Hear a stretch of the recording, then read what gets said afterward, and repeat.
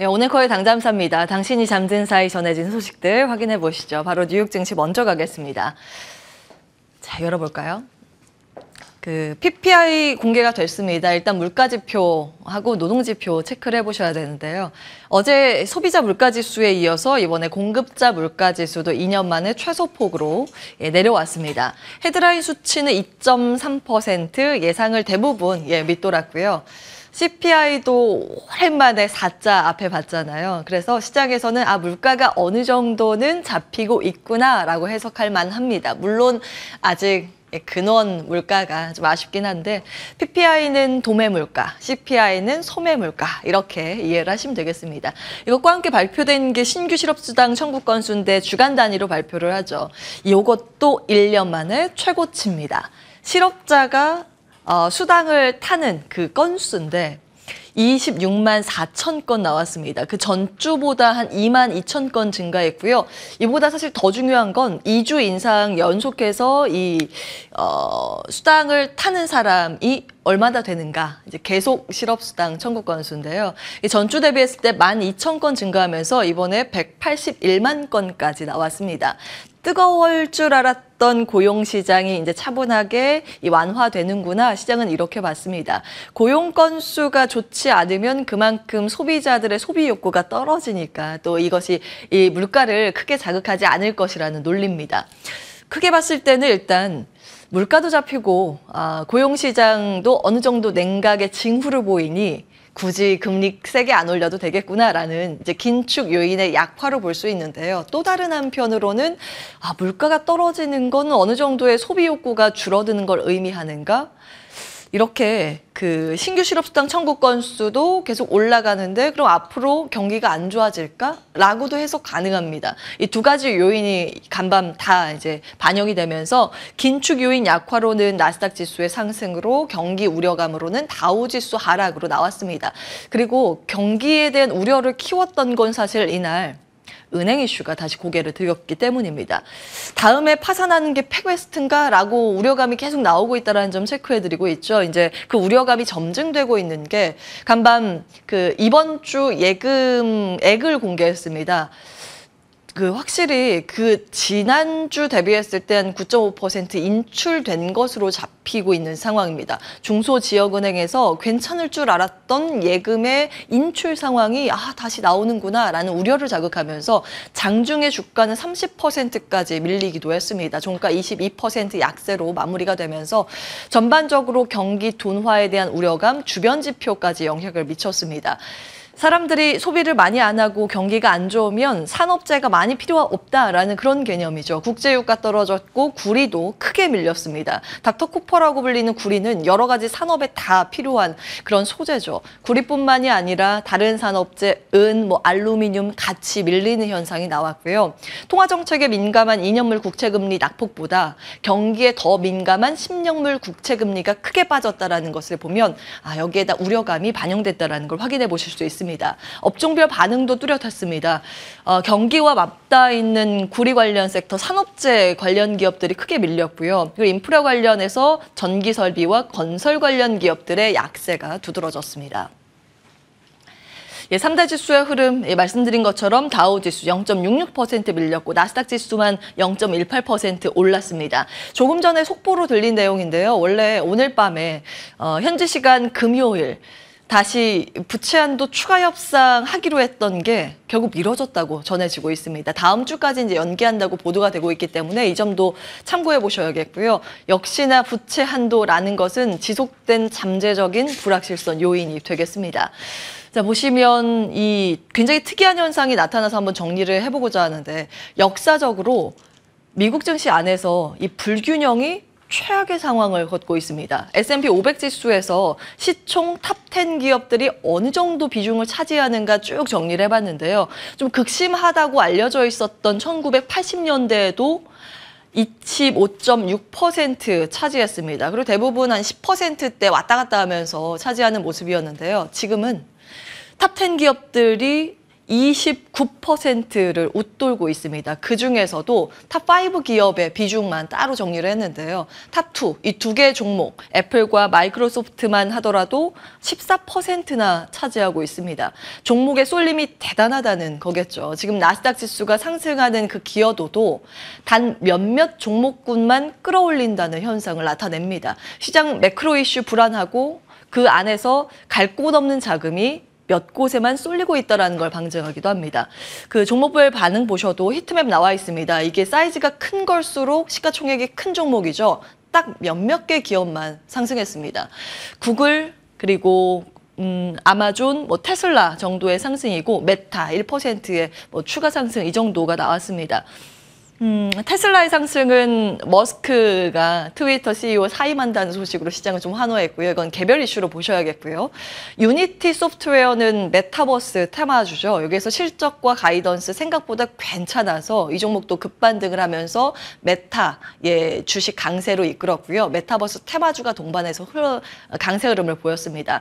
그리고 이제 가장 중요한 최근 나스닥 지수의 상승 키워드, 탑10 종목의 상승 키워드는 신기술인 AI라는 점 체크해드리고 있습니다. 어제 말씀드린 것처럼 구글이 개발자 회의를 열어서 여러 AI 새로운 모델을 공개했고 180개국의 전면 이 챗봇 바드를 오픈했는데요. 원래는 이제 한국 서비스 안 됐잖아요. 한국어로도 가능합니다. 저도 주말에 이제 한국어로 여러 번 이제 시도를 좀 해봐야 될 것 같은데 그에 대한 기대감으로 어제도 4% 이상 급등, 오늘도 추가적으로 4% 이상의 급등세가 나왔습니다. 여전히 시장은 좀 AI 인공지능에 주목을 하고 있다는 걸 의미하고요. 지속해서 AI 관련된 자료들 체크해드리고 있습니다. 간밤 DS투자증권에서 뎁스 있는 보고서를 발간을 해서 그 내용 추려서 좀 정리를 해보고자 합니다. 굉장히 두꺼운 내용인데 줄여서 보면 AI가 적용될 산업군을 이렇게 보고 있습니다. 인터넷, 광고, 제약, 바이오, 로봇, 금융, AI 등 전방위적으로 앞으로 채택이 될 것이라고 보고 있는데요. 가장 대중화가 빠르게 지금 전개되고 있는 거 여러분 아시다시피 검색 서비스 이용하고 계시죠? 인터넷입니다.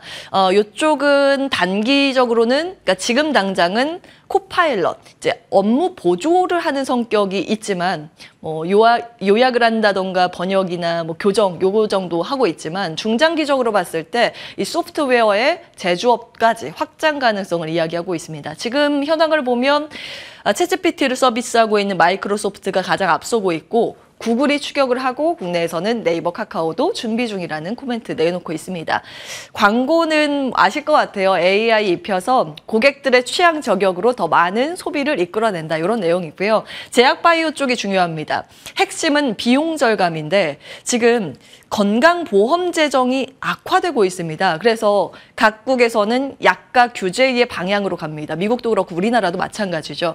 그리고 신약 개발 업체 입장에서는 비용 절감이 어쩔 수 없이 생존을 위해서 필요합니다. AI 신약 개발 단계에서 적용될 가능성이 있다는 거고요. 총량적 건강보험 비용 감소라는 부분이 굉장히 의외고 눈에 띄는 부분인데요. 결국에 재정 지출을 줄이기 위해서 병을 최대한 안 키우는 방향으로 초점을 맞출 가능성입니다.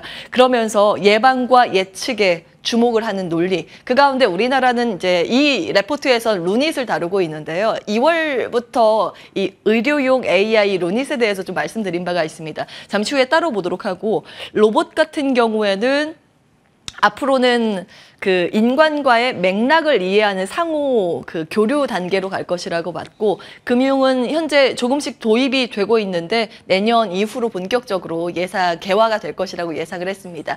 요 DS 보고서 안에서는 예시로 카카오뱅크로 좀 긍정적으로 평가를 했더라고요. IT 쪽은 당연히 제조와 AI의 만남에 주목을 하면서 효율적으로 생산을 할 수 있는 방향, 공장이 스마트하게 돌아가는 그런 쪽이죠. 그래서 이 관련된 소부장 기술을 가지고 있는 기업 중심으로 체크를 해보자라는 그런 관점. 여기에서 예로 들고 있는 건 SFA였습니다. 참고해 보시기 바라겠고요. 4월 20일에 인투이티브 서지컬 실적 공개하면서 성장률 전망 상향의 의미를 좀 정리해 드렸습니다.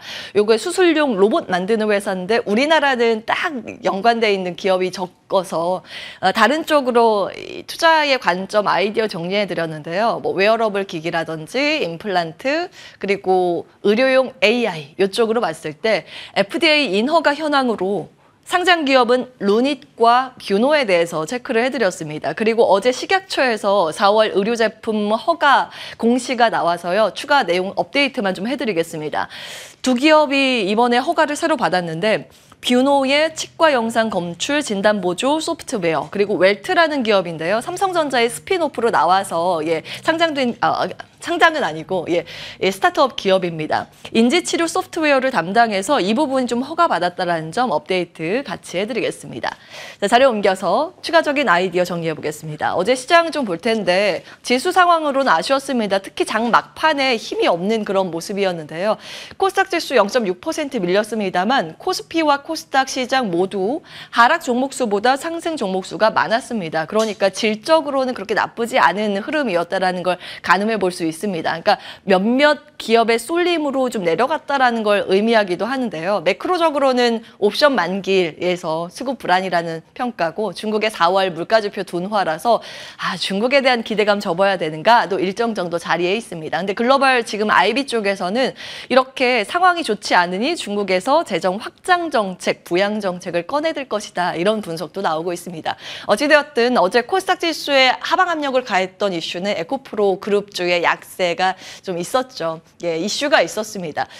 그런데 이를 제외하고 나면 이제 상승 상위 테마가 조금 더 많은 모습이었는데요. 어제 장 초반부터 정리해드린 구제역 테마 그리고 수소차 관련 테마주들의 강세 흐름이 있었습니다. 이제 수소차가 사실 판매 대수가 많지는 않은데 조금씩 판매량이 집계가 되고 있다는 게 모멘텀이었습니다. 원격 의료는 이번 주에 한 번씩 좀 체크를 해드린 것 같습니다. 정부 정책이 나올 때마다 들썩였는데 어제 6월부터 시범 산업으로 전환을 하겠다는 정부 발표에 힘을 받는 모습이었고요.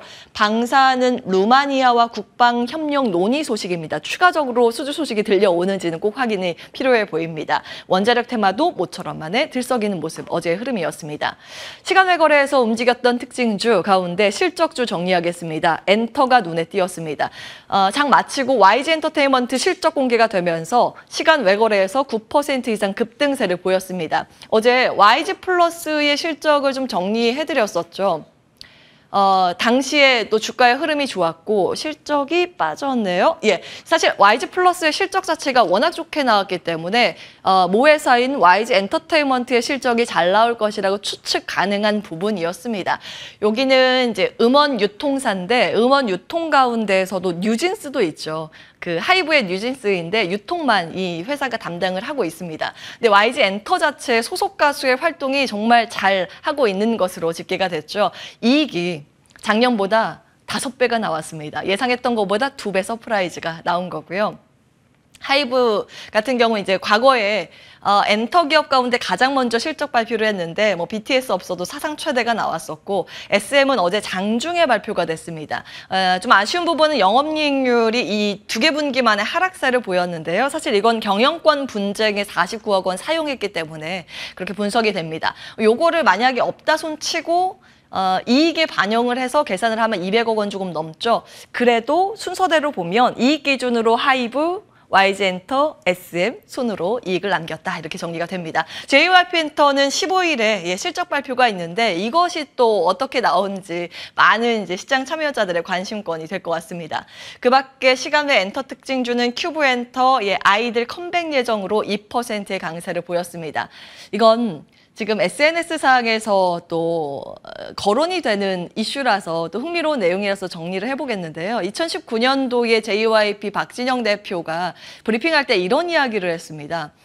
그 아이돌을 가지고 있는 기업의 가장 의미 있는 지표는 다른 게 아니라 앨범 판매량이라는 언급을 했더라고요. 보통은 음원을 먼저 떠올리게 되죠. 근데 음원 같은 경우에는 물론 대중적 관심의 척도입니다. 그런데 음원은 굳이 그 아티스트를 사랑하는 마음이 없어도 노래만 좋으면 들을 수 있죠. 그런데 이 앨범을 구매한다라는 건 그 팬심이 있다라는 걸 또 의미합니다. 그래서 아티스트의 충성도를 가늠할 수 있는 지표고 앨범을 구매한 팬들 같은 경우에는 바로 공연과 굿즈의 매출, 그 소비로 이어진다라는 내용. 그래서 바로 기업 입장에서는 이 부분이 수익과 직결이 된다라고 언급을 했더라고요. 엔터 기업들 가지고 계신 분들은 한 가지 또 흥미로운 관점 포인트가 될 것 같습니다. 그 점이 또 기업별로 매출이나 이익에 영향을 미친 건 아닌가 싶기도 하고요.